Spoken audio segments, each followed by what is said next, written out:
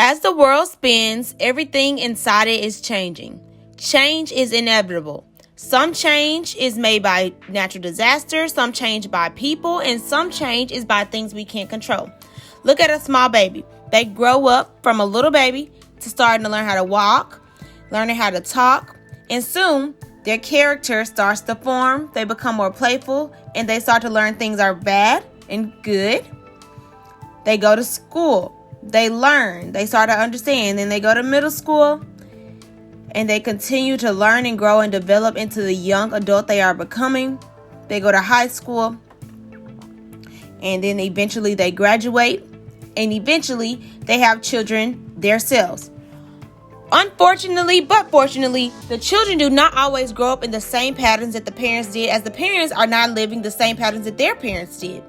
Some things are due to change.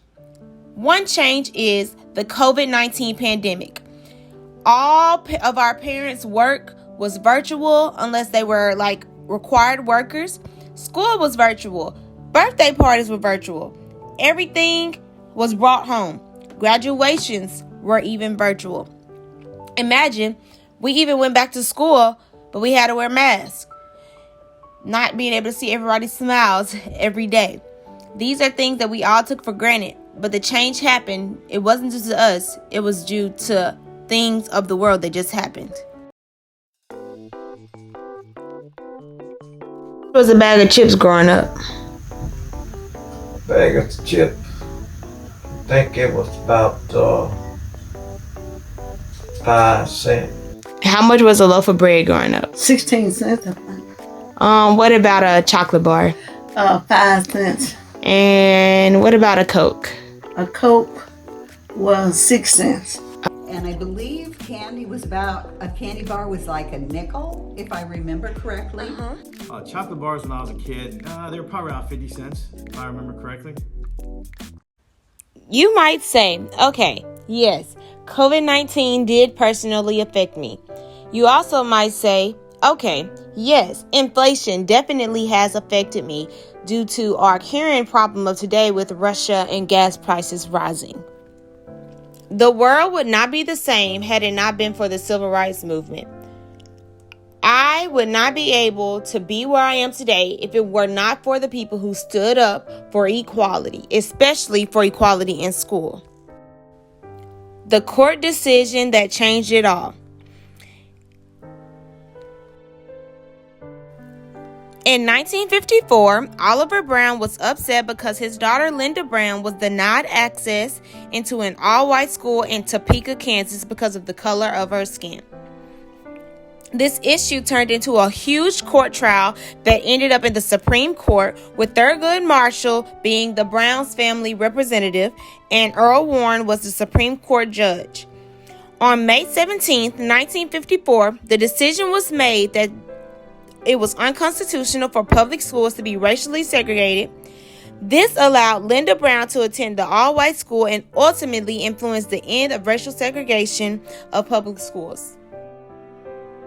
Imagine being denied access of something you should be able to enjoy simply because of the color of your skin, simply because of something you did not choose, and simply because of something you cannot control. Did you experience any racial inequality growing up? Oh yes. The black people wasn't liked by white peoples. While we be standing there waiting on our bus to come, the white people bus come by and they'll throw eggs at us. And we used to walk to the stove, and the white people used to pick at us, call us out our names and stuff like that. Do you think there is a big change in like how racial equality is from when you were growing up to today? No, it's not a big change, just a little. Now it's more sophisticated than it was back then. Did you experience any racial inequality when you were growing up as a child? Yes. Can you talk to me about it? Yes. Well, we had to say, well, they wanted us to say yes, ma'am, and no, ma'am to children younger than we were. And we also, the white, that when we played with them, they wanted the best of everything. They feel like that we were black, we should always take less of everything. But I only met one Mexican girl, and she was actually an illegal that had come across, and we became really good friends. Today, the times have changed. We all work together now. We all go to school together now. We all play together now. No one is really looked at better than the other. Even though Eddie said that there is still some racial inequality going on, even though he said it was more sophisticated, not as loud or blunt as it used to be. It still goes on, and we still have work to do. But things have changed for the better.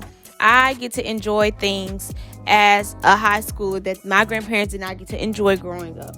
I get to enjoy things that not even my parents got to enjoy growing up because of their skin color or things they had to deal with, or like the racial slurs they had to deal with back when they were growing up that I don't even think about on a daily basis.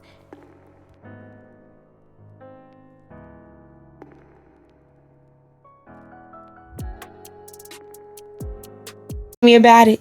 Well, the white people that stayed around the corner from us, when we played with them, they want to put sand in my drink. Oh, after she told you to go home, could you ever come back?